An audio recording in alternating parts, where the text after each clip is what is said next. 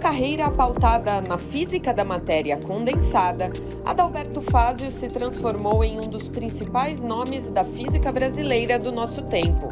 Nesta entrevista, concedida propositalmente no Ano Internacional da Mecânica Quântica e Suas Tecnologias, 2025, o professor Fazio fala sobre pesquisa, carreira e temas que podem servir de inspiração para as próximas gerações interessadas em ciência.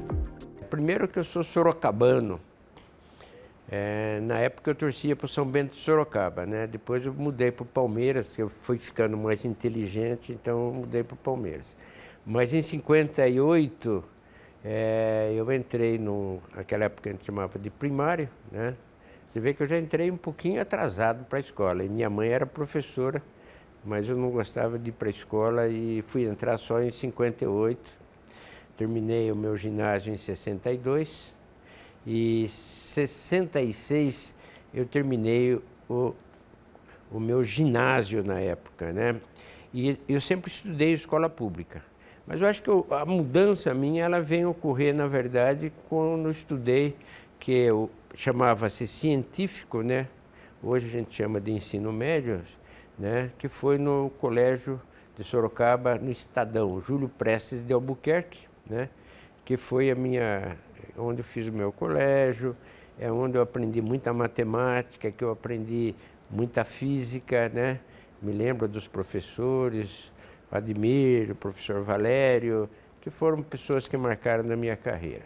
E durante esse meu estudo, tinha um livro, que era um livro escrito pelo professor Roberto Salmeron, que é um físico brasileiro conhecido, só que quando ele escreveu esse livro, eu acho que ele estava na Escola Politécnica, é um livro de 1954. Esse livro me marcou muito, que era A Eletricidade e ao Magnetismo, pelo professor Roberto Salmeron, né? E eu, quando eu estava no segundo, indo para o terceiro ano, eu e mais 3 colegas resolvemos escrever para a Universidade de Brasília, que é onde nós achávamos que estava o Roberto Salmeron, porque a documento não é diferente de hoje, que não tem essa internet, essas coisas todas de rapidez de informação. Então nós resolvemos ir prestar o vestibular em Brasília, né? Mas chegando lá já descobrimos que o Roberto Salmeron já tinha saído de Brasília em 66 com o regime militar. E o professor Salmeron, muito desgostoso, foi para a França, ele foi para o CERN, um pesquisador importante, foi diretor do CERN. E é interessante que muito tempo depois, quando eu fui presidente da SBF, que eu fui encontrar o professor Salmeron, né?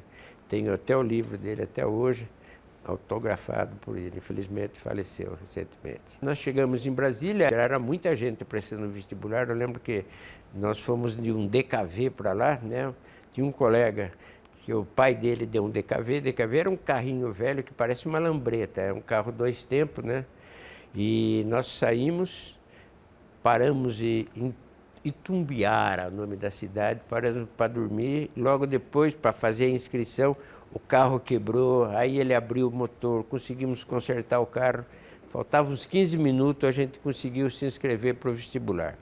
E o dia seguinte era a prova, no prédio Minhocão, que existe até hoje. O Minhocão não tinha terminado, era enorme, a gente sentava, aquele frio, que Brasília não faz frio, mas essa época chovia e ventava, e fazendo a prova, um vestibular normal, tinham todas as disciplinas, né? Então foi feito assim o vestibular. Me lembro que caía no vestibular integral, derivada, coisa que hoje quase não se ensina na maioria das escolas do ensino médio. Infelizmente, só eu fui aprovado, um caipira de Sorocaba que ficou em Brasília. Também por que eu fui a Brasília? Brasília, ela prometia muita bolsa de estudo e não tinha condição da minha família me sustentar em São Paulo, na USP. Eu tinha prestado até um exame do Ângulo, o Ângulo me deu uma bolsa para ficar lá, mas eu não quis e nem prestei vestibular. Então eu fiquei em Brasília e foi uma experiência muito diferente, porque os colegas meus eram de todos os lugares do Brasil, né? E era interessante, eram pessoas fantásticas. Fiz a graduação, eu fiz física em 3 anos, né? porque essa oportunidade era um curso de 4 anos, mas durante as férias eles davam curso. E aí eu aproveitava para adiantar as matérias e a gente conseguiu fazer, eu fiz em 3 anos, depois eu fiz o mestrado lá, né, com o professor José Davi Mangueira Viana, uma tese em física molecular que eu tinha que programar, porque a tese envolvia algumas mudanças num método chamado método CNDO-BW, né, que foi orientado pelo professor Davi Viana, que até hoje é meu grande amigo, né, e que o Davi é uma pessoa muito atuante, particularmente é o cara que toca há muitos anos a Olimpíada Brasileira de Física, né. Então isso foi em 76 que eu terminei essa tese. Mas em 75, eu e mais 3 colegas, né, são meus colegas até hoje, né, particularmente o professor Silvio Canuto, nós viemos para São Paulo. Nelson Studart, Silvio Canuto, Gil Aquino e tinha ainda mais um, que era o Arthur Chaves. Nós viemos para fazer o doutorado. Aí você pode perguntar por que nós viemos fazer esse doutorado aqui em São Paulo. Nós éramos contratados como professor. Logo que terminei a graduação, prestei um concurso e virei professor. Só que o vice-reitor Azevedo, ele particularmente me chamou e falou, olha, eu vou despedir 18 professores da universidade, eu vou te dar uma carta de recomendação. Essa carta de recomendação eu não escondi essa carta porque era de um governo militar, ele era realmente um ditador, e a gente foi despedido, então eu precisava procurar um emprego, e eu falei, vou fazer o doutorado na USP, por recomendação do próprio Davi Viana, e procurei o professor José Roberto Leite na USP. Em 83, eu tentei ir para a Abel, fui até aceito pelo grupo do Michael Schluter na Abel, mas eu era casado com uma física, que é uma excelente física, até hoje é professora da USP, a Marília Caldas, só que na Abel não aceitava casal. Aí eles recomendam eu ir trabalhar com Alex Unger, que estava trabalhando num problema muito parecido que eu tinha feito no doutorado. Então, uni uma fome com a vontade de comer, fomos num lugar excelente, tanto eu quanto a Marília, trabalhar com o professor Alex Unger, que até hoje é extremamente ativo na área e é das pessoas mais citadas na área de física da matéria condensada, em particular na área de propriedades eletrônicas e materiais. Faço o meu pós-doc lá, sou professor, volto como professor da USP. É interessante, logo que eu volto eu já me coloco numa parte meio mais política da ciência, que eu já viro secretário da Sociedade Brasileira de Física em 86. Nós éramos todos jovens, essa diretoria, a diretoria antiga era pessoal muito mais velho e era aquela coisa, a gente foi chamado até na época dos menudos da física. Então, em 86, né, o presidente foi até o Gil Marques e eu era o secretário da Sociedade. Então, eu começo aí já na parte da física, né, da Sociedade Brasileira de Física. Eu nunca fui político, não. Eu não tinha muito esse dom, não. Mas ali eu comecei essa interação maior com as pessoas, que foi muito importante, né? Quando eu era titular da USP, eu fui convidado pelo Haddad para ser o reitor da UFABC, eles me cederam por 2 anos, eu era já professor titular da USP. Depois o ministro Mercadante me convidou para ir para o MCTI, então fui assessor do Mercadante no MCTI. Depois, com o ministro Raup, eu fui subsecretário, secretário da área de inovação era o Prata, e eu fiquei com o Prata lá, que foi um grande aprendizado, né? O Álvaro Prata era o secretário. Naquela época, o MCTI tinha um time fantástico que o Mercadante colocou, né? Em 2012 foi no primeiro governo Dilma, né? Tinha o Nobre na secretaria, tinha o Virgílio, tinha o Prata, Ronaldo Mota, o Glauco Arbix na FINEP, enfim, era um time que não era político. A gente discutia muito a ciência para o Brasil. Foi um grande aprendizado, né? A CAPES era o Jorge Guimarães, era um time muito bom. No CNPq tinha o Glaucio Oliva, um pouquinho antes tinha o Aragão, enfim, era um movimento Não vou falar que é diferente do que é hoje, mas é diferente. Eu não tinha muita habilidade para política, não, né, o pessoal? Mas fui aprendendo um pouquinho e tentando entender as pessoas. Era muito irreverente, né? Eu lembro do meu orientador, o Zé Roberto Leite, né, quando ia nessas reuniões, ele falava: você não pode raciocinar com uma torcida do Corinthians, vai mais devagar. Mas aí, enfim, a gente vai aprendendo. Tive um aprendizado também muito grande, né, como reitor da UFABC, né, que eu cheguei um pouquinho antes lá, que era o professor Bivilaco. Virei presidente da Sociedade Brasileira de Física e eu sempre tive, até 2004, na Sociedade Brasileira, ou era conselheiro ou era vice-presidente, daí virei presidente de 2004 a 2008. Por sinal, 2005 é o ano mundial da física pela ONU. Hoje nós estamos comemorando o ano da mecânica quântica. 2005 foi o ano mundial da física. Eu me lembro que a gente recebeu um belo de um orçamento da FINEP, na época, eu acho que era da ordem de 1 milhão, e nós fizemos mais de 180 eventos pelo Brasil. Foi um negócio fantástico, né? Eu estou falando de 2005, né, que era o presidente Lula, né, em 2005. E depois voltei para a USP, virei diretor da USP, aí tem uma história longa. E em 2000 aí meio difícil, voltei aí a convite do professor Aldo Rebelo para eu assumir, o ministro Aldo Rebelo, ministro de Ciência e Tecnologia, para eu assumir a secretaria dos Institutos de Pesquisa no Brasil. Aí a coisa não andou muito, né?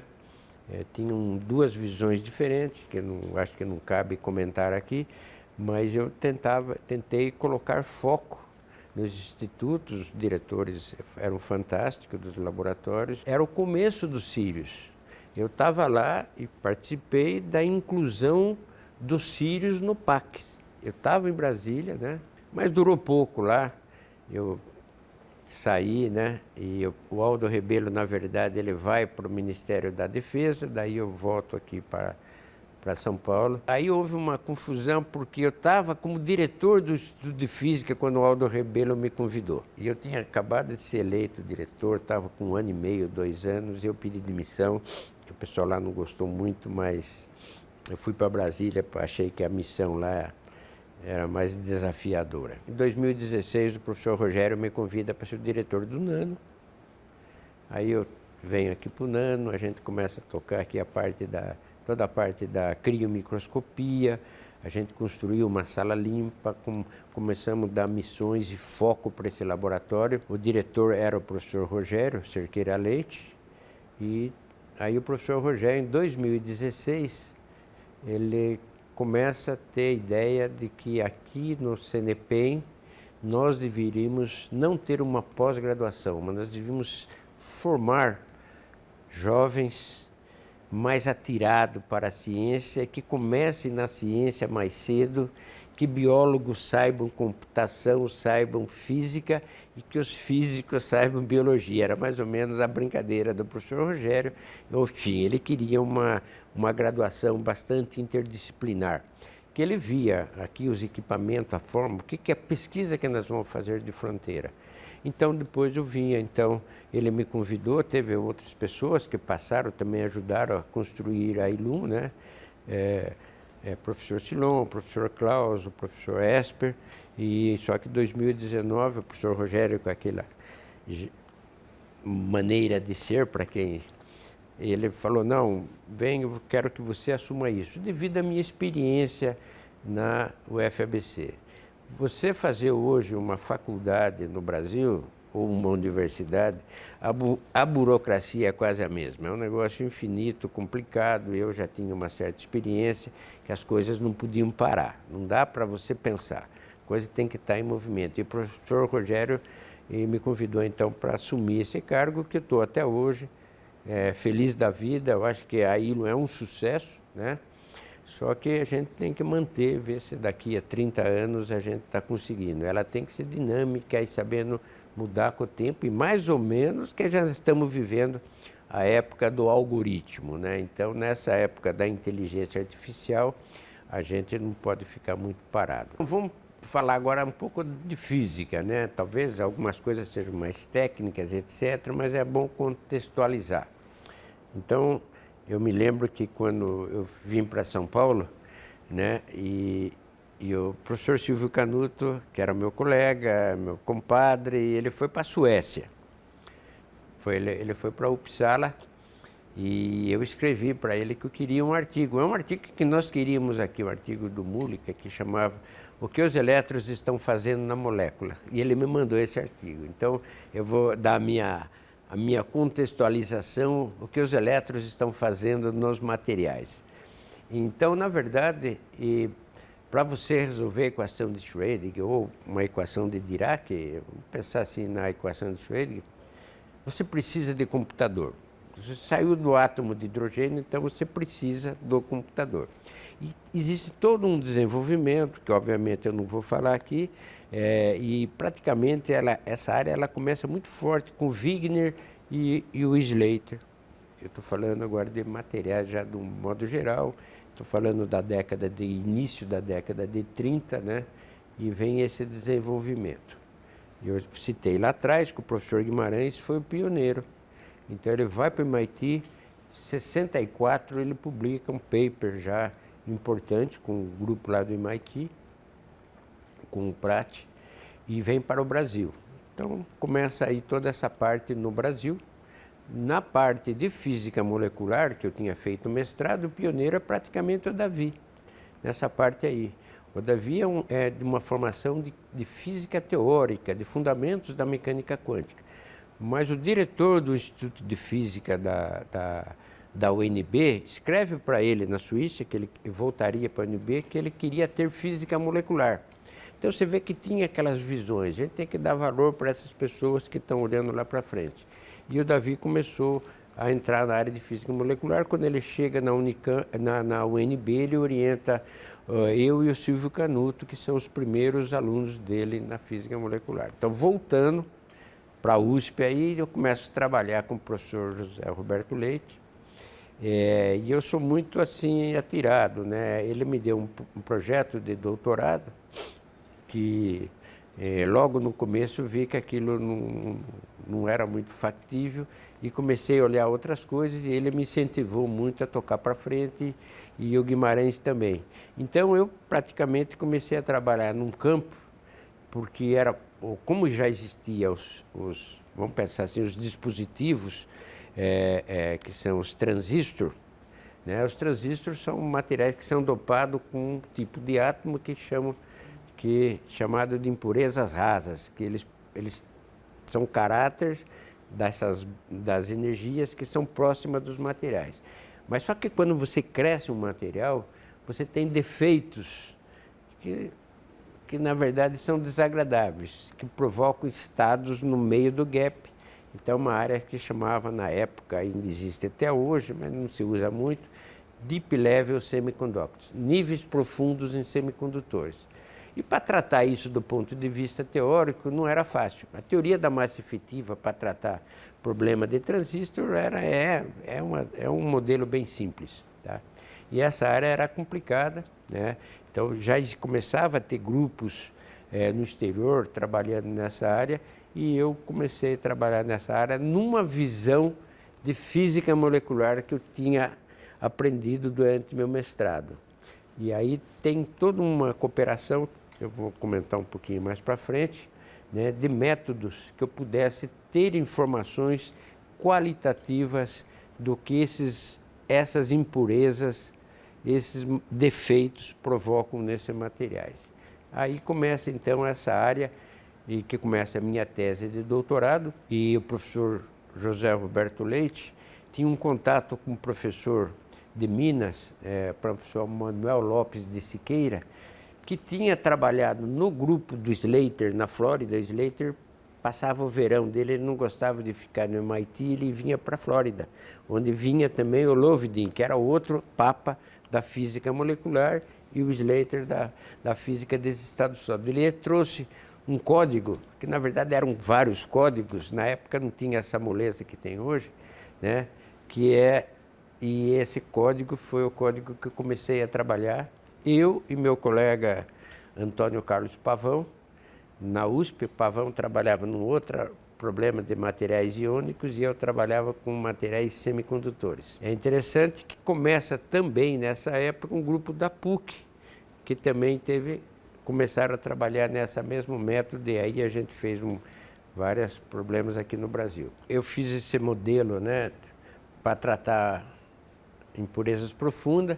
É interessante, esse foi um trabalho, é um trabalho ainda bastante citado, é um trabalho que várias pessoas depois trabalharam em outros problemas, mas usando exatamente a proposta minha do modelo de como tratar esses níveis aí. Isso era, falar em termos de Brasil, né? Vários pesquisadores fizeram teses, etc., nesse trabalho aí. Aí, como eu comentei, eu queria ir para os Estados Unidos fazer o pós-doc, né? Então, esse pós-doc, eu tentei ir para a Bell, mas aí eu não aceitava marido e mulher, no caso aqui, era casado com a Marília, e a gente vai trabalhar com o Alex Unger, que era um dos pioneiros na área aí que estava muito ligado ao meu trabalho de doutorado. Aqui no Brasil, esse trabalho que eu acho que deu mais importância foi um trabalho publicado no Physical Review, da minha tese de doutorado, estou falando, né? Um trabalho publicado no Physical Review, eu e o professor José Roberto Leite, que era estudo de metais de transição em um material, um semicondutor chamado arseneto de galho, mas esse modelo poderia ser aplicado a qualquer outro semicondutor de um modo geral.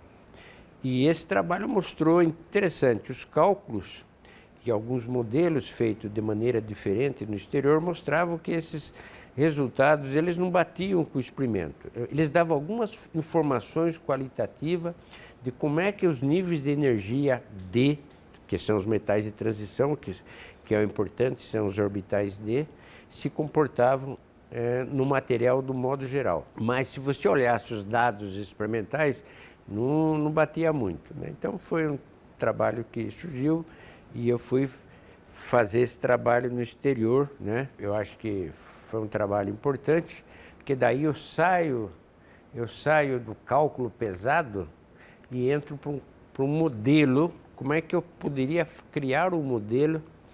Em física, modelo é a maneira melhor que tem para a gente contar uma boa mentira, né?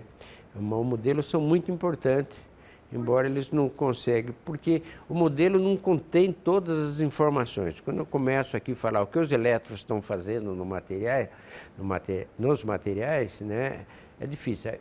Como o cálculo é uma coisa muito complexa, como é que eu vou tratar isso? Aí você tem que começar a reduzir aquela complexidade.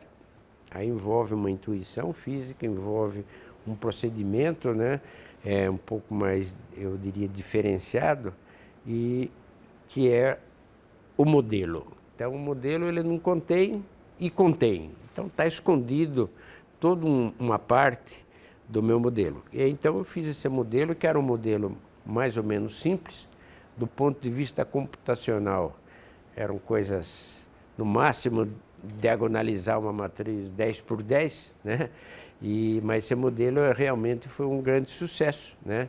E a gente fez uma mudança de uma coisa que o Wigner tinha começado na década de 30, que era a teoria do campo cristalino. A gente conseguiu incluir que a gente chama de efeito de multipletos, ou seja, correlação eletrônica, de maneira a conseguir descrever as propriedades ópticas desses materiais e quais os níveis profundos que se localizavam no gap desse material.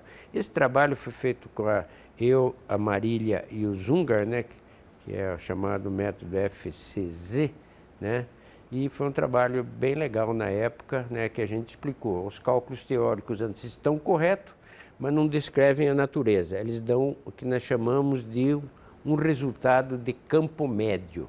Então, foi assim que começou a minha coisa aqui, com metais de transição, e isso era dentro de um modelo mais ou menos simples, né? Nessa parte eu acho que de impurezas, de um modo geral, eu tive assim uma contribuição importante na área de semicondutores, na área para explicar vários dados experimentais, né? Isso foi bem legal. Eu volto para o Brasil, mas é importante dizer que eu já tinha colaborações com o professor Luiz Guimarães Ferreira, eu faço um trabalho com ele muito importante, eu vou tentar explicar um pouquinho aí, que era um método que a gente usava, era um modelo chamado modelo Muftim. E a gente fez um trabalho junto com o Guimarães e o Brescancin, que a gente mostrava que para o cálculo de energia total, que é uma propriedade importante para a gente tirar todas as propriedades, esse método não era adequado, tá? Então, começa aí, fiz muito trabalho com o Brescancin, com o Guimarães e muito trabalho com a professora Marília Caldas, né? Em defeitos, né? Não necessária de metais de transição, e que também ela tinha trabalhado nessa tese de defeitos profundos em semicondutores. E lá nos Estados Unidos, como eu já falei, publiquei vários trabalhos, alguns trabalhos de cálculos pesados, talvez cálculos mais pesados que um brasileiro tinha feito até aquele momento. Em 84, a gente publica um trabalho muito longo no Physical Review, que era a impureza de cobre, prata e ouro em semicondutor, em particularmente o silício, que tinha muito interesse. Esse é um trabalho longo, esse era um cálculo muito rigoroso, a gente usava, na época era um supercomputador, né, que a gente tinha não tinha internet, a gente viajava, a gente estava em Denver, né, ali na região de Golden, né, em Denver, e a gente viajava até Fort Collins, onde tinha o supercomputador, um CDC na época, para rodar os nossos programas. Era um cálculo pesado e, paralelamente a isso, eu fazia o modelo para explicar as propriedades ópticas, que esse eu tinha certeza, nós tínhamos certeza que não dava para dentro desses métodos, e até hoje não é possível fazer essa estrutura fina que a gente faz de excitações ópticas em semicondutores. A Marília, ela teve uma ideia que a gente foi elaborando, que a gente conseguiu mostrar como você faz uma certa junção de dois semicondutores, qual é esse band offset, como é que essas bandas de energia estão deslocadas, e a gente fez um trabalho também que é muito citado até hoje, que eu acho que é Universal Trend in Binding Energy and Deep Impurities in Semiconductors. Esse trabalho foi um trabalho bastante importante também. Enfim, daí a gente fez muitos trabalhos e continuamos aí. Particularmente a parte da espectroscopia, até hoje é um problema sério de estudar a estrutura de multipletos nesses materiais. Então, voltei ao Brasil, trabalhei muito com a Lucia Salles, que é até hoje professora do Estudo de Física. A gente fez muito trabalho usando aquele modelo do meu trabalho de doutorado, muitos trabalhos em colaboração com a professora Lucia Salles, né, e o José Roberto Leite, ex-orientador. Mas logo que eu cheguei, eu também defendi a livre docência. Eu era jovem e existia na USP, não sei, eu acho que tem até hoje, a livre docência, né? A livre docência é um grau acima do professor universitário. Então vinha a livre docência, depois da livre docência, logo depois tinha uma outra carreira, que era exame também, que eles analisavam o currículo, que era professor adjunto, e depois já bem jovem ainda, em década, eu acho que eu tinha 40 anos de idade, eu fiz o concurso de titular. Então, na época, era dos pesquisadores mais jovens a virar professor titular. Aí estou na USP, professor, aí começo eu a tocar minhas pesquisas. Como eu falei no começo, o professor Silvio Canuto tinha ido para a Suécia. Ele já tinha terminado o doutorado nessa época, né? E o Silvio Canuto veio, ele passou muito rapidamente em Belo Horizonte, depois foi para Recife. A UFPE tinha um Instituto de Física, que tem até hoje, um excelente Instituto de Física. Silvio Canuto estava lá e ele tinha uma expertise nesses estados, que a gente chama de interações de configurações, que nós poderíamos fazer aquele estudo de multipleto que eu fiz no modelo, que a gente podia fazer um cálculo teórico, com certas restrições, e a gente fez uns trabalhos importantes aí para explicar um caso em particular, que era o oxigênio e silício. Então a gente fez um estudo aí, o Silvio tinha o conhecimento da parte de interações de configurações, que era uma parte da química quântica, e eu a parte. Aí a gente fez uma dupla legal aí, a gente publicou vários trabalhos, e aí foi A gente fez outros trabalhos depois mais para frente. E o Silvio, que depois veio a ser, ele passou um tempo comigo na USP com uma bolsa de professor visitante da FAPESP, mas ele faz um concurso titular na USP e vira professor na USP, juntamente com o meu orientador de mestrado, Davi Viviano, o Silvio Canuto e o Brescancin.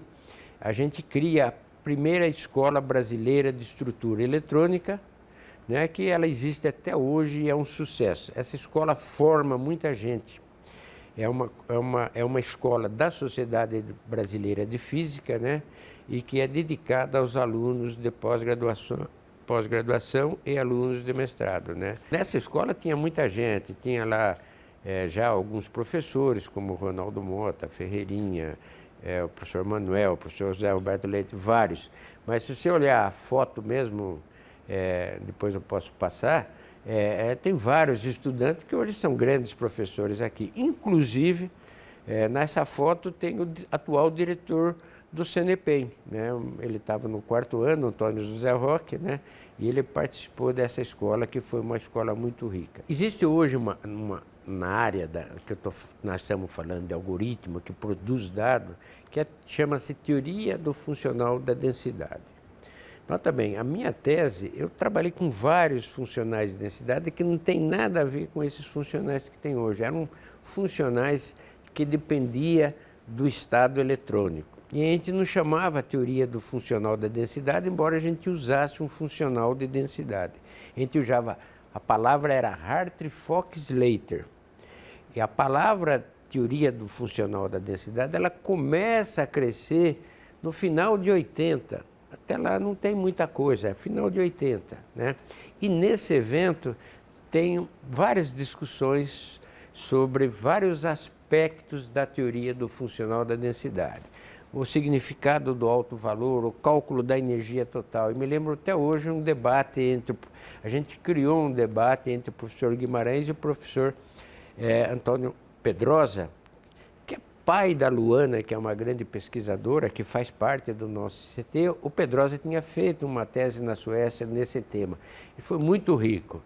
E essa área, ela começa a emergir no Brasil e é uma das áreas mais produtivas, essa área de teoria que a gente chama de estrutura eletrônica de materiais, que ela engloba, que nós chamamos de química quântica, e a física de estrutura eletrônica de sólidos, né? Então, são áreas que, tanto na química quanto na física, cresceu muito. Então, esse evento é químicos e físicos participando até hoje, como tem o simpósio de química teórica, e também tem físicos e tem químicos, e agora engenheiros de materiais, extremamente, eu chamaria interdisciplinar, porque os problemas são mais variados, as técnicas bem diferentes. Então, essa escola teve, e eu acredito que foi uma grande coisa que a gente fez e criou e que continua acontecendo. Acho que foi muito importante na formação de recursos humanos, né, de várias pessoas, obviamente, para ensinar e propagar esse conhecimento.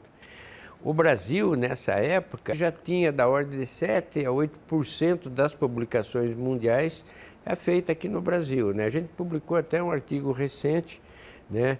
Se você colocar América Latina, né, dá essa ordem, né? Mas era praticamente o Brasil na América Latina, alguns grupos na Argentina e outros no México, depois o Chile aparece, mas esses são a grande importância, né? Então, de formação de recursos humanos, interação com experimentais, que é muito difícil da gente comensurar, de medir esses fenômenos. Mas não há dúvida que foi uma área bastante importante e continua sendo uma área bastante importante, e eu vou até chegar um pouquinho mais para frente, porque ela reflete no que hoje a gente fala da inteligência artificial. O professor Matthias Schäfer, que era o diretor do Max Planck de Berlim, me convidou para passar um tempo lá com ele, né?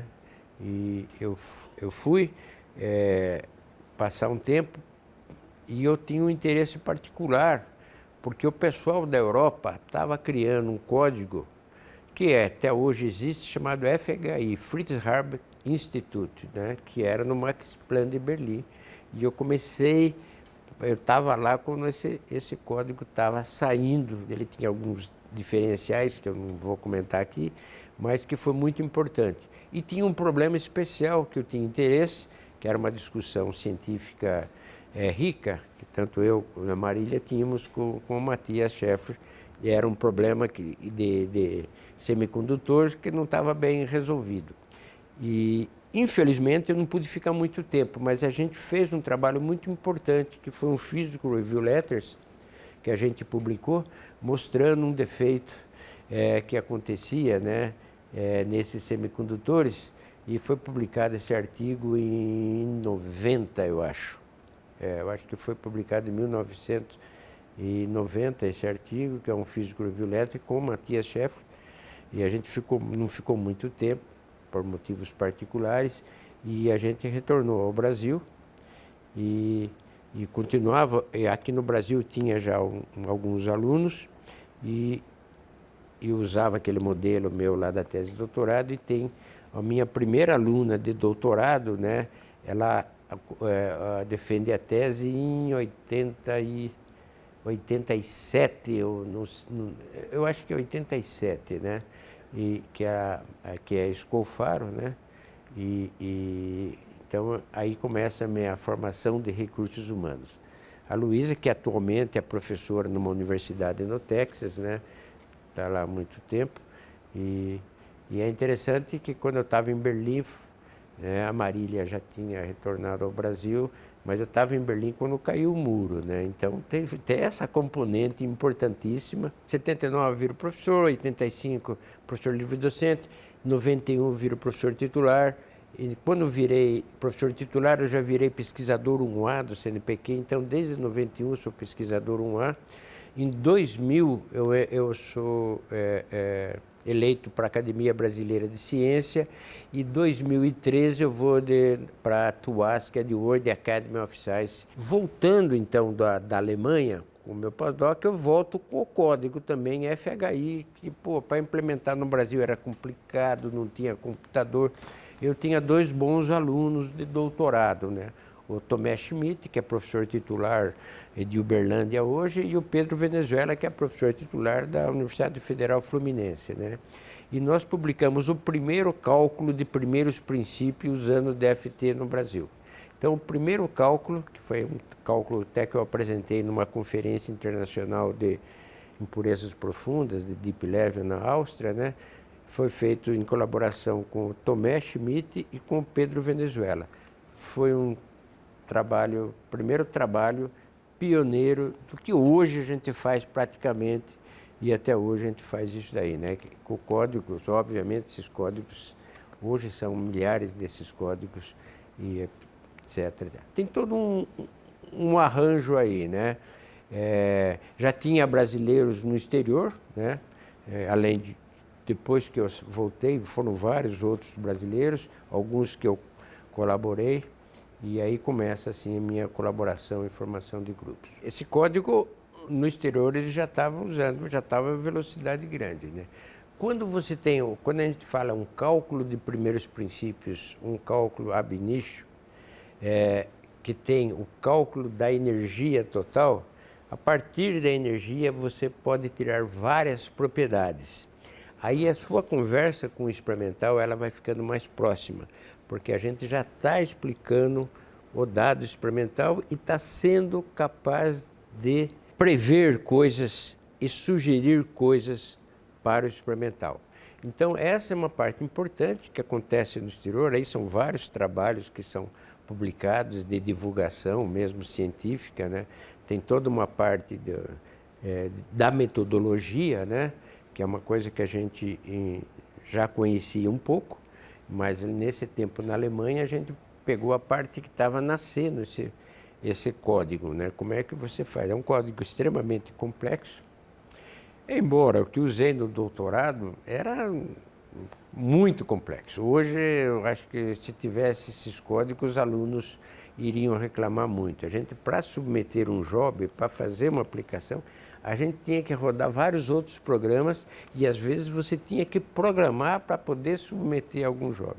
Hoje isso aqui é muito mais automático, é um high throughput, assim, é violento, etc. Então era importante ter isso. E isso é usado até hoje, né, que eu vou falar um pouquinho mais para frente, né? sobre essa minha carreira aí. Aí foi várias coisas. Por exemplo, vou dar um exemplo aqui, a tese, por exemplo, do Venezuela, do Pedro Venezuela. A gente fez um código, a gente fez um programa de uma dinâmica molecular, de um processo em que você, em vez de você ter o cristal, você amorfiza esse cristal, você tira toda a simetria desse cristal. E isso nós chamamos de amorfo, é um sistema amorfo, só que a gente faz isso classicamente e depois a gente vem com um cálculo de primeiros princípios para estudar defeitos nesse material. Na época, tinha aqui na Unicamp, por exemplo, tinha o professor Ivan Chamboleron, que trabalhava com um germânio amorfo, que ele tinha interesse em dispositivos de germânio amorfo, ou para célula solar ou para algum outro elemento. E ele dopava com nitrogênio, com átomos de nitrogênio. E aí ele, conversando comigo, falou, será que a gente não pode, vocês fazer esse cálculo? Mas aí tinha que, antigamente só podia fazer em sistemas periódicos. Então a gente falou, a gente faz um sistema amorfo, classicamente, que usava um potencial que é tirado de cálculos de primeiros princípios, mas a gente gerava isso com o método de Monte Carlo. E aí a gente fazia isso, dopava com nitrogênio vários cálculos e rodava um cálculo de primeiros princípios. Aí a gente fez esse cálculo, que foi um Physical Review Letter, que eu acho que foi o meu primeiro Physical Review Letter que eu publiquei, feito totalmente aqui no Brasil, né?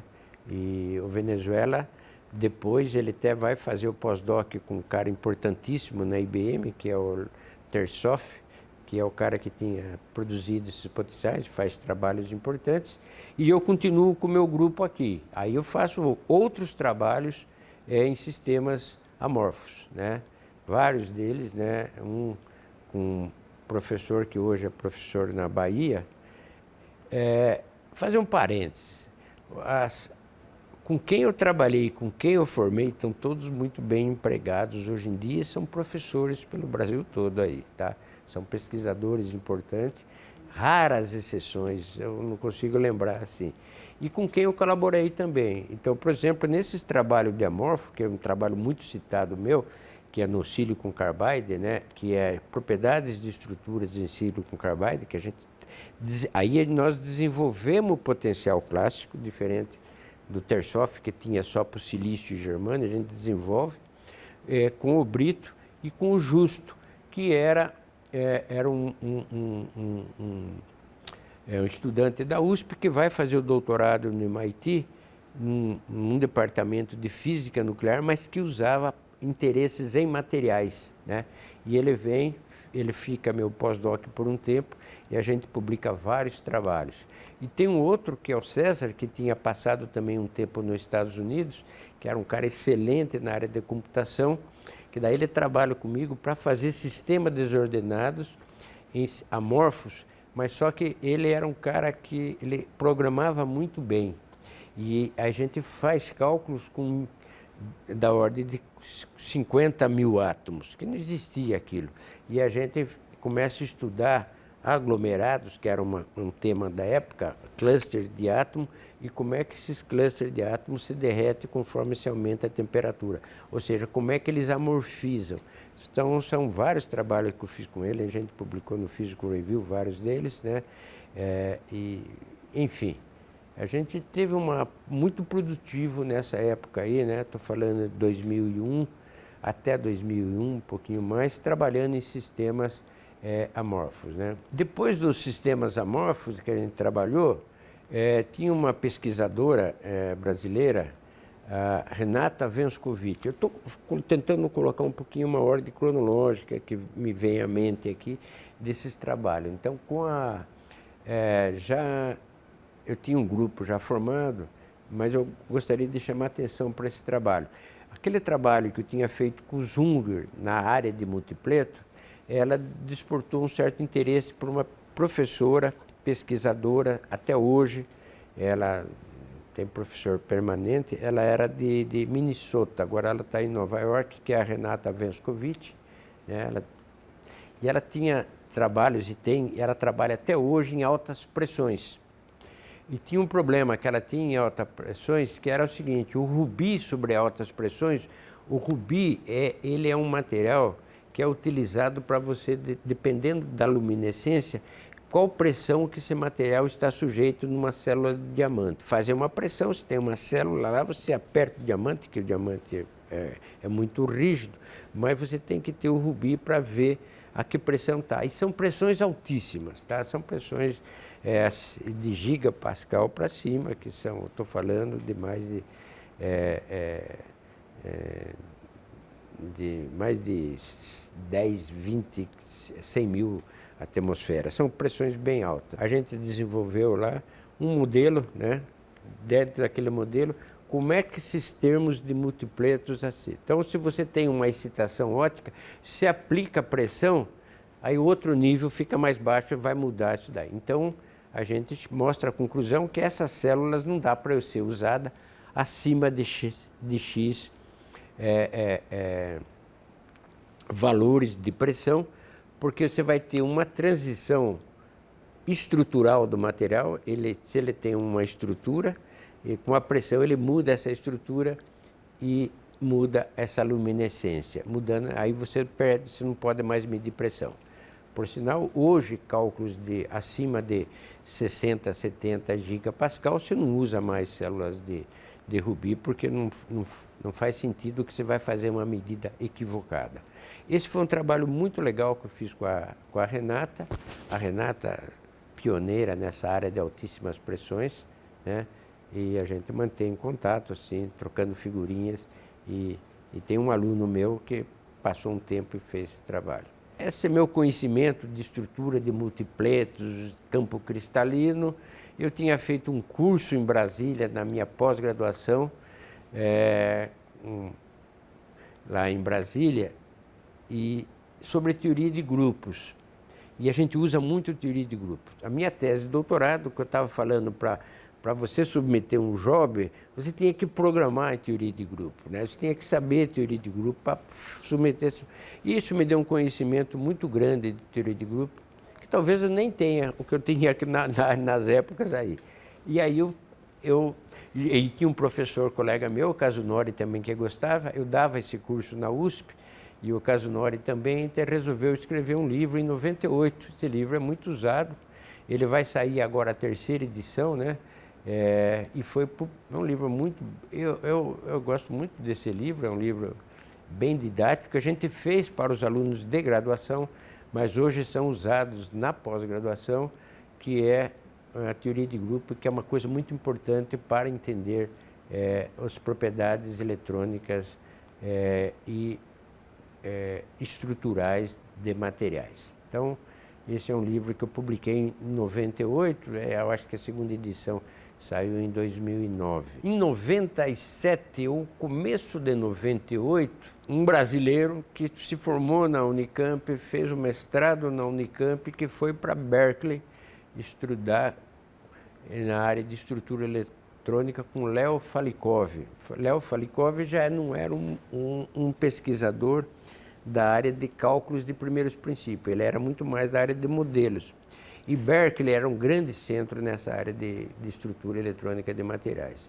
Só para citar um exemplo, né? O Marvin Cohen, que é um dos grandes papas da área, estava em Berkeley, o Leo Falikov, e eles formaram um grande grupo. Inclusive o Zungar fez parte desse grupo, Michael Schluter, Joannopoulos, Chelikovsky, Berkeley era o centro. E o Zé Roque, que hoje é o diretor do CNPq, terminou o doutorado com o Falikov.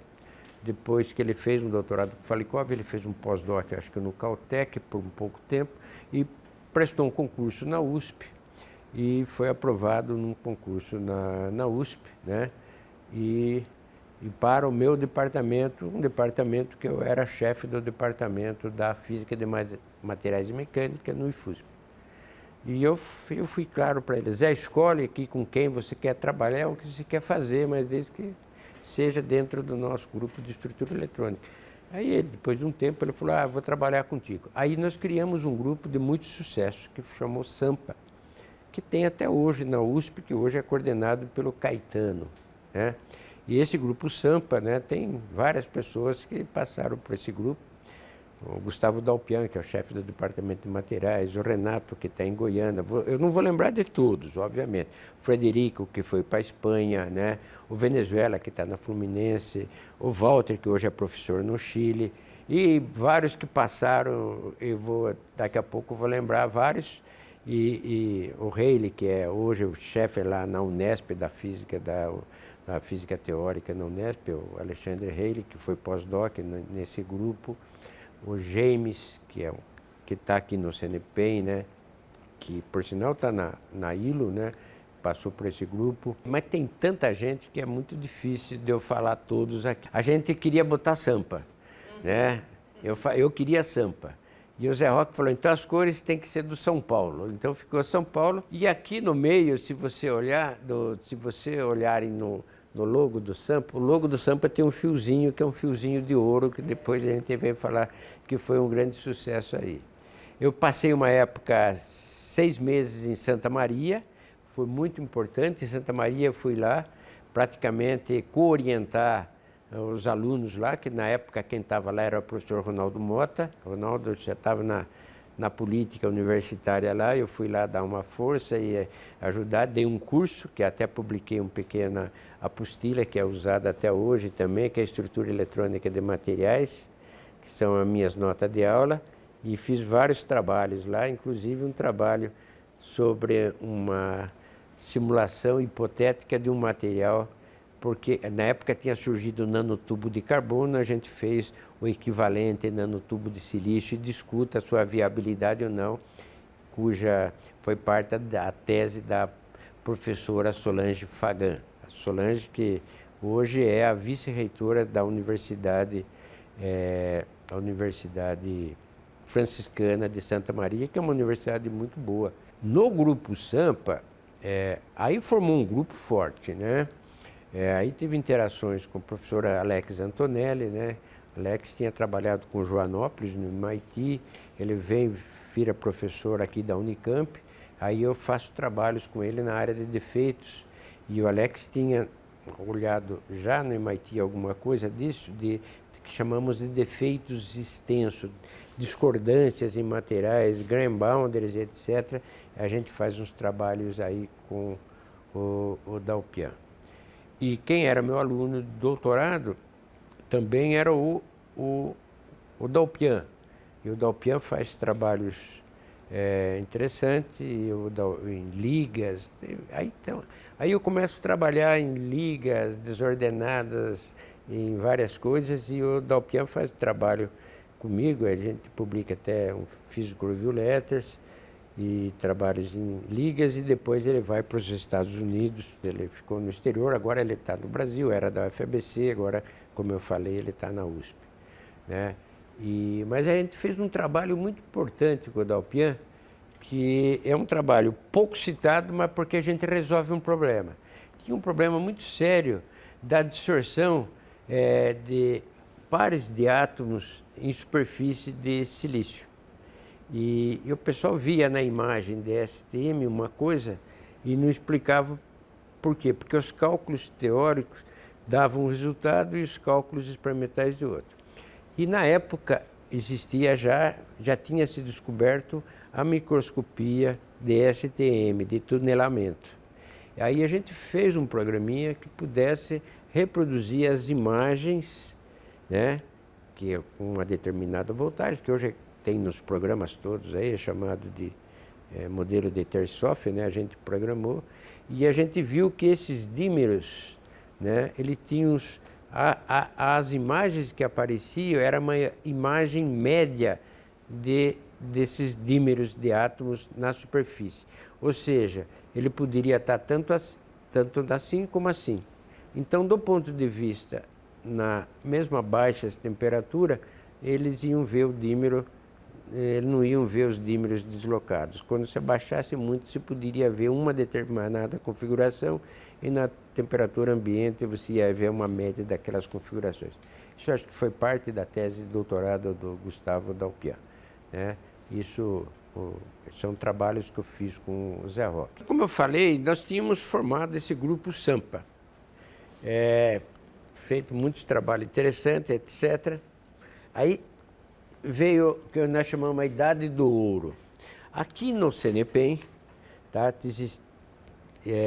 tinha o pesquisador, que hoje é professor da Unicamp, Daniel Ugarte, que tinha feito uns experimentos na microscopia, que ele via, ele pegava uma folha de ouro, jogava os elétrons na microscopia, formava os buracos e ele via a formação de linhas de átomos. E a distância desses átomos era difícil de explicar, que eram maiores que o Nubuck, por exemplo, né?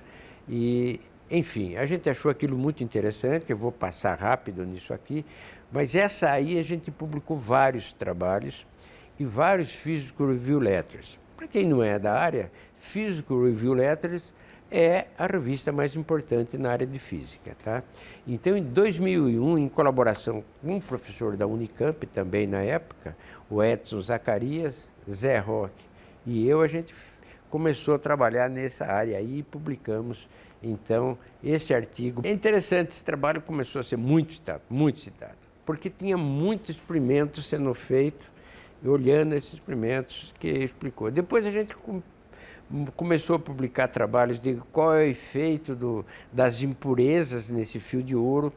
Aí já entrou um aluno meu de doutorado, Frederico, que estava fazendo doutorado comigo, que daí é uma outra parte, que ele começa a estudar transporte. A gente mostrou que esses fios de ouro, por exemplo, o ouro não oxida, por exemplo, por isso que a gente usa ouro para várias coisas, mas o fio de ouro oxida. É interessante que os oxigênios se prendem mais fortemente do que entre ouros, né? Então eram coisas interessantes que não era esperado dentro do senso comum.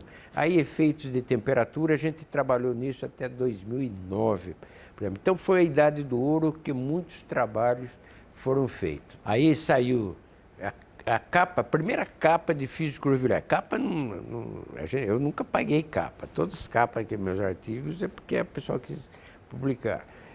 Esse daí, Physical Review Letter, eu recebi uma carta escrita à mão pelo editor do Physical Review Letter, dizendo: a capa será do seu artigo, ponha num quadro. Esse foi o primeiro artigo, acho que brasileiro, que foi capa do Physical Review Letter. Foi capa da revista FAPESP, etc., né? E a gente, tanto o Edson quanto eu e o Zé Roque, a gente tem muito orgulho desse artigo aí. Esse artigo saiu na pesquisa FAPESP, e mais, esse artigo foi um artigo escolhido pelo editor da Science.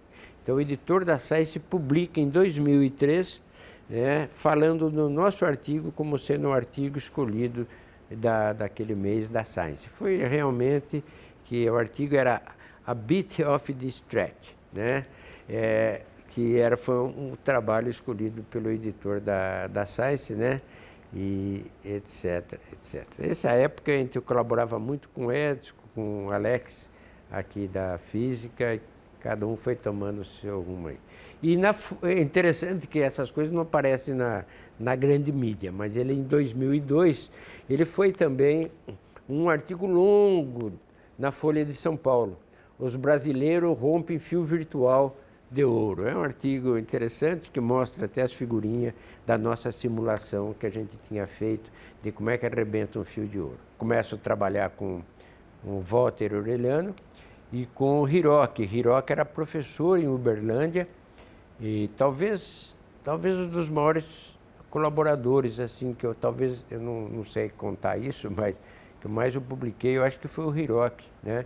E o Walter Aureliano, ele era meu pós-doc, quer dizer, meu e do Zé Roque, mas aí a gente publica, eu, o Hiroki e ele, um artigo no Physical Review Letter, porque era moda, né? Era o grande hype, né? Os nanotubos de carbono, que até hoje isso é importante, que tem uma importância muito grande, até tecnológica, né?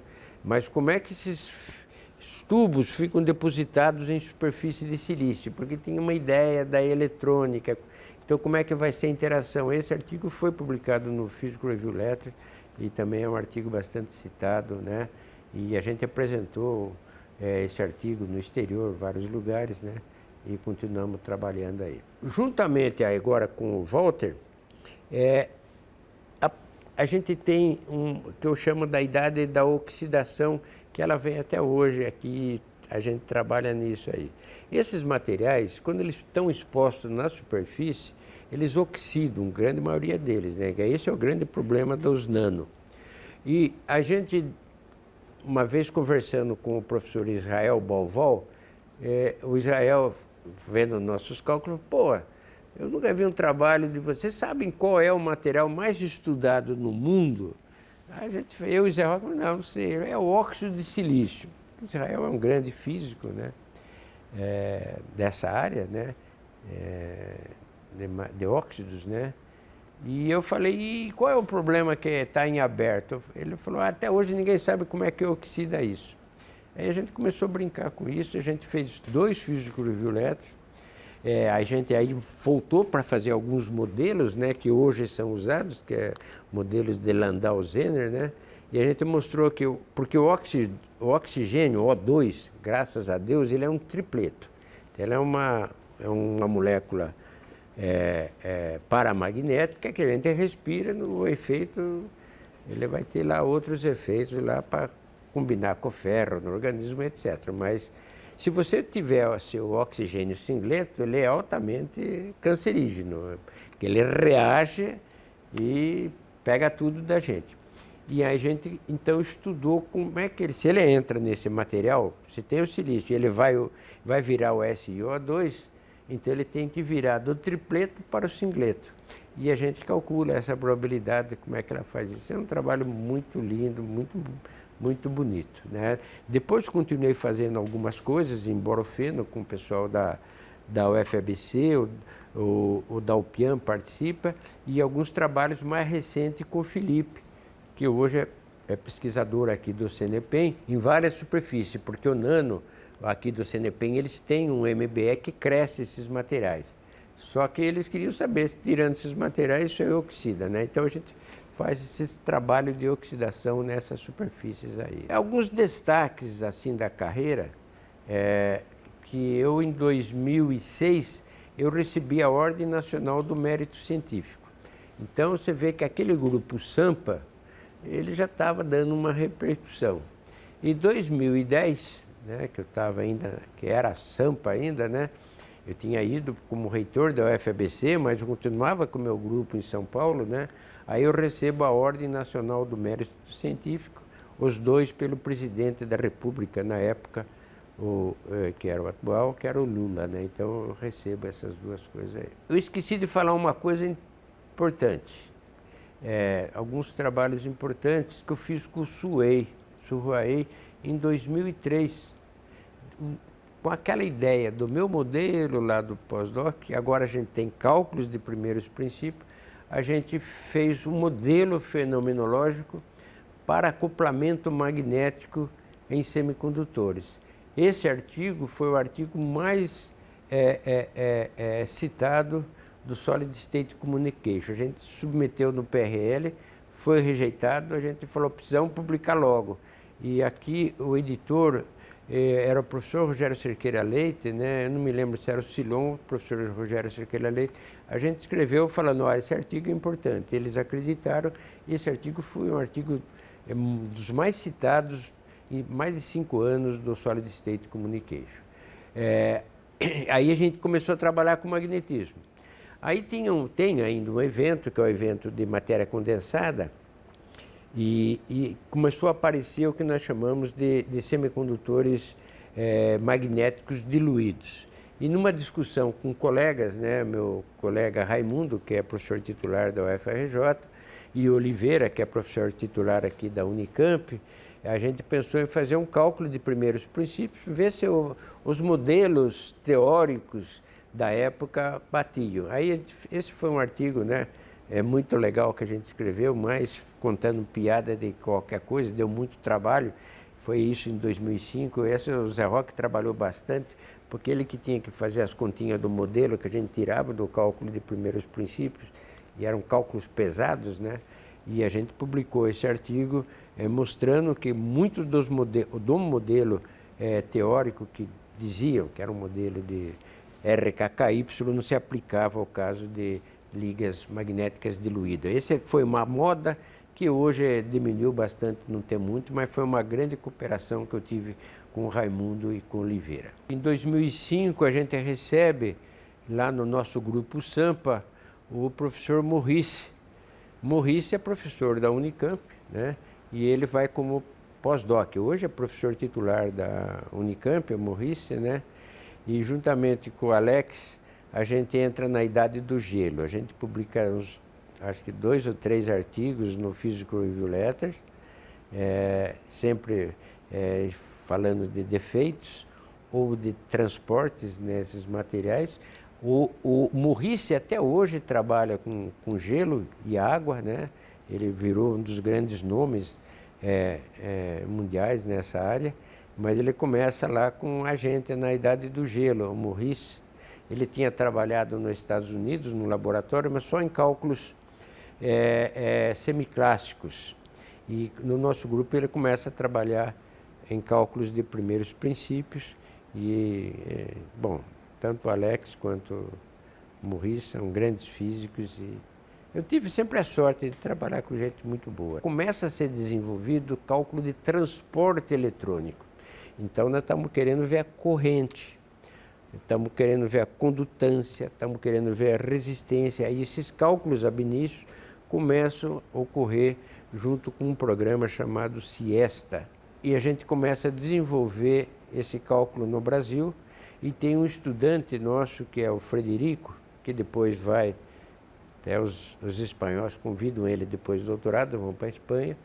E nessa daí é publicado um artigo que, na nossa frente, que foi feito pelo Alexandre Reilly, tinha o Siesta, e o Alexandre Reilly, que faz parte do nosso INCT, do nosso temático, sobre isso na Irlanda. E aí a gente publica nosso artigo, que era um código diferente, mas aí a gente só tinha espaço para a Revista Brasileira de Física, porque internacional ia ser muito difícil, entende?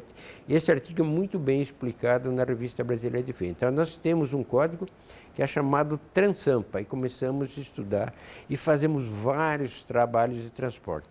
E o Alexandre, quando vem para o Brasil, ele vira pós-doc também no Sampa e faz trabalhos muito bons no Sampa e em desenvolvimento de outros códigos, inclusive é um código que praticamente só a gente tem, que a gente consegue fazer transporte em estruturas bem grandes, usando certas propriedades da função de Green, que são cálculos de um procedimento recursivo, né, que você tem nessa técnica de funções de Green. Quem trabalha, publica junto com o Frederico e o Renato, trabalho na JAX sobre transportes em condutâncias de benzeno de teol, que era muito estudado também por outros grupos teóricos e experimentais. E depois venho publicar até com o orientador, o Sanvito publica com a gente também parte de transporte, que era um grupo. Então a gente estava muito conectado do que estava acontecendo no exterior. Né? Em 2008 eu publico com o Davi Viane e o Silvio Canuto, né, um livro, Teoria Quântica de Moléculas e Sólidos, que hoje é usado na pós-graduação. É um livro para pós-graduação, né? É um livro muito bom também. Poucos livros têm esse aspecto que eu chamo da química teórica e da física da matéria condensada. Esse livro é bastante completo, né? E é bem bom, né? Daquele grupo que tinha, depois aparecem outros, né?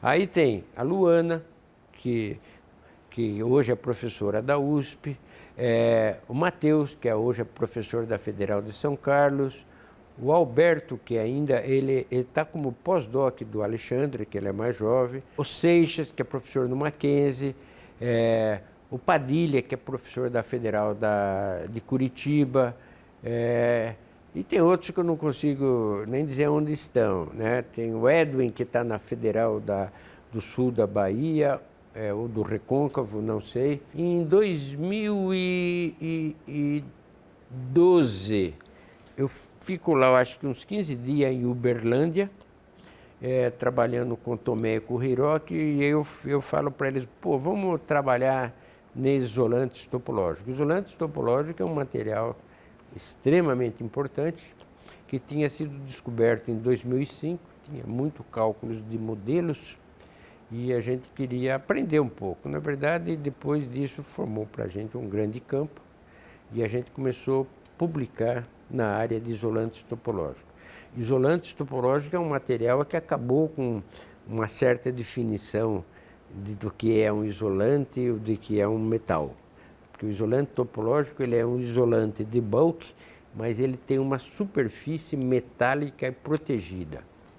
Protegida, time reverse, porque cisqueiro, mas é um material que hoje é de grande interesse na eletrônica. Ele não tem nenhum dispositivo de topológico, mas tem mais de 4.000 patentes nessa área aí, né?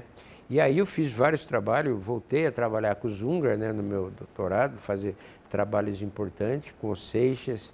Aí eu publiquei vários artigos, Rapid Communications, nanoletters em topológicos, transições de fase em topológicos, muita coisa, e sempre lá no Sampa, que é 100% de sucesso lá.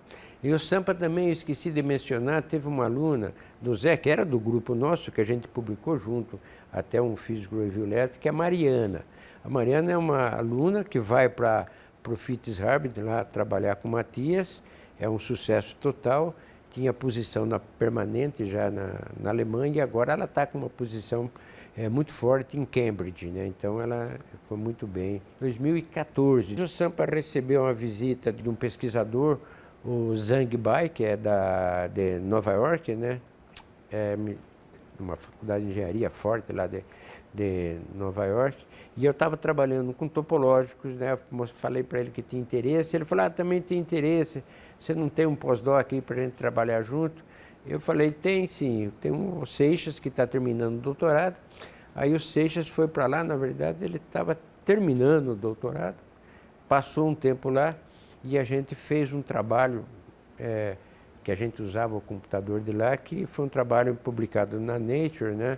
Que é uma interface entre isolantes topológicos e semicondutores, que a gente mostrava que existia um efeito de similaridade, o efeito de semelhança, que mostrava aquelas propriedades de textura de spin para o próprio material bulk. Foi uma coisa importante, né? Depois com o Pichini também, lá no Sul, a gente reproduziu o primeiro experimento do ponto de vista ab initio do HGTE-CDTE e continuamos fazendo o problema. Eu tinha no grupo, o Padilha já estava na Federal, a gente faz um trabalho com o Zé Roque que publicamos no Physical Review Letters. Esse aqui ele está muito citado hoje, talvez seja o segundo ou terceiro artigo meu mais citado. Esse que eu estou querendo dizer do Padilha é uma interface entre semicondutores, né, com grafeno. Como é que você tune essa interface para ter corrente, que isso é de importância para dispositivo. E fazia parte desse grupo do Sampa, que fez mestrado e doutorado comigo, o Carlos Meira, que depois fez doutorado e até hoje ele virou professor da UFABC, ele estava na Colômbia como professor lá e ele trabalhou comigo e fizemos vários trabalhos importantes aí, e ele ganhou tese de destaque na USP. Em 2016, o professor Rogério me convida para assumir a direção do Laboratório de Nanotecnologia. O professor Marcelo Nobel, na época diretor, ele vai concorrer à reitoria da Unicamp e ganha, e antes do Marcelo era o professor Gallenbeck, então já tinha grupos consolidados, eu como diretor, e na mesma época veio também o professor Edson Leite, e a gente tenta fazer algumas mudanças, nada grave, mas impor uma pesquisa maior na parte da na microscopia, em particular a criomicroscopia, na microscopia eletrônica, na área de dispositivo, né, que tinha pesquisadores importantes aqui, né, e aí, enfim, eu estava no nano.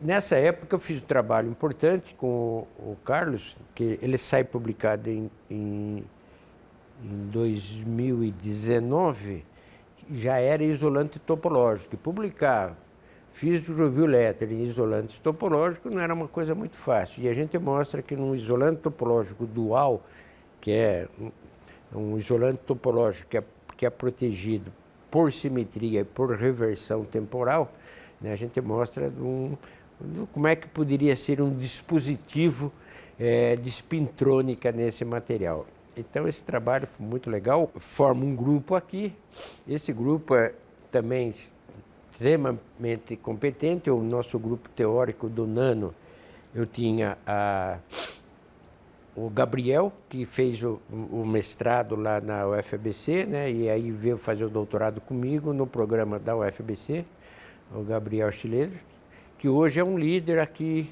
no LL Nano na área de inteligência artificial. Tá?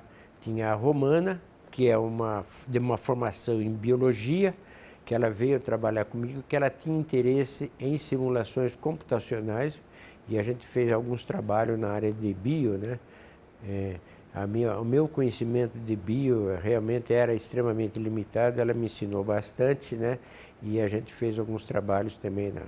O Bruno, que era também estudante lá da UFABC, que veio trabalhar comigo, depois foi para a Irlanda trabalhar com o São Vito, né?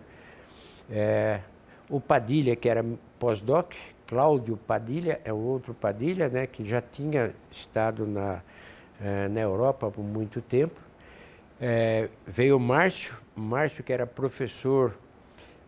O Márcio tinha terminado o doutorado com Venezuela e veio ser meu pós-doc aqui, mas ele já tinha passado uma época nos Estados Unidos, né? E tinha o Felipe, que eu chamo de Felipe 2P, que também é da área de simulação clássica, que veio como meu pós-doc também. O Felipe, por sinal, hoje é um dos pesquisadores do LNBR aqui do CNPq. Então, ele, né, e aí a gente fez alguns trabalhos juntos, depois ele prestou concurso aqui, tá? O Márcio, ele é professor na Fluminense, né? E o Padilha é um grande, ele é funcionário da Microsoft, né? E que é fundamental. Bom, o que nós aí fizemos em comum? Aí nós começamos em 2017, aí eu falo para o Carlos e para o grupo do Fritz Herbert, mesmo que eu tinha ido lá naquela convite interior, porque eles estavam criando criaram um grupo muito grande de inteligência artificial e, na verdade, de machine learning, né, de aprendizado de máquina. O Matias me escreve mostrando o grupo e eu falei que eu tinha um interesse em particular nisso daí, em machine learning, né? No grupo de machine learning, que aí começa o Fritz Herbert a criar um grande grupo na Europa, né, na verdade, de inteligência artificial, machine learning. O Matias me escreve e o Carlos vai para lá passar um tempo, uns 3 a 4 meses com eles e eu tinha um interesse que era ser capaz de projetar, usando aprendizado de máquina, isolantes topológicos. A gente faz um trabalho com o Carlos e o grupo do Matias, né, que eu acho que é o primeiro trabalho de machine learning, né, assim. O Carlos ganha prêmios da USP, eu acho que eu já mencionei aqui, que na tese dele ele comenta, além dos dispositivos em isolantes topológicos, ele comenta a parte de inteligência artificial. Então aí começa praticamente a parte de inteligência artificial. E como eu estava aqui em Campinas, né, o Gabriel, naquele grupo que eu falei, o Gabriel, o Márcio e o Padilha, e eu, juntamente com o Carlos, a gente resolve escrever um artigo de revisão do DFT em Machine Learning. A convite do editor da revista do Journal Physics Materials, né, o Stefan Roche, e ele me escreve e eu falo para eles, e esse foi um grande desafio. E esse artigo realmente foi um artigo escrito em 5 mãos, né? O Gabriel, o Padilha, o Carlos Meira, o Márcio e eu. Esse artigo desde 2019 é o artigo mais citado da revista. Então, todo ano a gente recebe, né, ele tem mais de, sei lá, centenas de milhares de download e hoje tem mais de citações em revista. Esse artigo eu acho que marca no Brasil, certo, a inteligência artificial aplicada em materiais, de um modo geral. Mesmo eu acho que nem na química não tinha de materiais do modo geral. Isso em 2019. Aí eu voltei a cooperar com Alex Ungar, né? Mais num high throughput, a gente fez trabalhos na Matter, que é uma revista importante, né? Que aí são trabalhos mais técnicos, que a gente estava muito preocupado em descobrir materiais que fossem importantes para a spintrônica, né? A gente fala de spintrônica porque é uma eletrônica que usa o spin, e não só o elétron, né? E isso foi em 2020, fiz trabalho com o Carlos na Nature, né? Computational Materials, e trabalhos bem, eu gosto muito desses trabalhos aí, né? E em 2019 também, é importante dizer que o Rodrigo Capaz, quando ele é hoje diretor do laboratório do LL Nano, ele veio para trabalhar comigo aqui no CNPq com uma bolsa da FAPESP, né? E o Rodrigo, que era um professor titular já da UFRJ, né? Ele veio passar um tempo comigo. Aí quando eu vou para a Ilum, o Rodrigo assume o LL Nano e até hoje lá como diretor do Laboratório Nacional de Nanotecnologia. E aqui eu não posso deixar de citar, veio como meu pós-doc, nessa época, o Felipe Lima, que hoje é talvez o principal colaborador meu, né? Que é um excelente, ele tinha feito uma tese em Uberlândia, teve uma época nos Estados Unidos e veio para cá com uma bolsa da FAPESP. Bom, eu estou sempre falando lá dos isolantes topológicos, né? E depois em eu acho que é 2021, aí é difícil a minha memória agora aqui, mas aí eu já tinha algumas colaborações com outro físico importante brasileiro, que é professor titular da UFRJ, que é o Caio Levenskoff. E aí a gente faz um trabalho, que esse trabalho é um trabalho impactante, juntamente com o Márcio e o Felipe, na época, que era será que existe isolante topológico no sistema amorfo? Então a gente fez esse trabalho, a gente publicou 3, 4 trabalhos nesse amorfo, o Bruno colaborou nesses trabalhos em materiais 2D, que eu já estou falando de materiais 2D. E depois, lembrando do fio de ouro, o Edson, que é o experimental do laboratório aqui na parte de microscopia no LL Nano, que veio junto comigo para o LL Nano na época, né? E ele começa a ver umas imagens muito interessantes num sistema que era um sistema iônico. Como é que pode, num sistema iônico, você começar a formar fio de átomos? Não se espera isso. Espera-se uma sintetização disso daí, de formar partes grandes ou clusters desses materiais. E daí, juntamente com aqueles pós-doc meu, né, que parte de simulação, o Edson e com o Rodrigo, a gente faz um trabalho que é publicado no Physical Review Letters. Isso daí foi em 2022, né? Que é um trabalho que a gente explica como é que forma esses fios de materiais iônicos, né? No grupo Sampa, o James é um dos caras que foi meu doutorado. O James fez pós-doc com Caetano, depois ele foi para a Suíça trabalhar com os grandes expoentes na área de simulação, né? E ele fica lá também trabalhando com inteligência artificial machine learning. O James hoje também é um dos grandes nomes na área de machine learning, né? E ele está aqui no CNPq, está feito muita simulação clássica, simulação quântica e na parte de inteligência artificial. Eu fiz trabalhos com o James, né, na parte de transporte, né, no passado, né, e depois ele se aplicou aqui e está aqui. Na Ilum, mais recentemente, né, eu tinha 2 pós-docs, 3, o Rafael, o Marcelo e o Augusto. O Augusto, o Rafael, tanto o Rafael quanto o Marcelo terminaram o pós-doc. O Rafael está trabalhando aqui como pós-doc aqui na USP de São Carlos. O Marcelo, eu não sei se... o Marcelo não tenho mais contato com ele. E o Felipe, eu já falei, mas o Augusto foi para a França, agora numa posição de um pós-doc na França. O Augusto trabalhou comigo em materiais 2D e etc, etc. Muita coisa ele fez comigo que eu não vou ter tempo aqui de citar.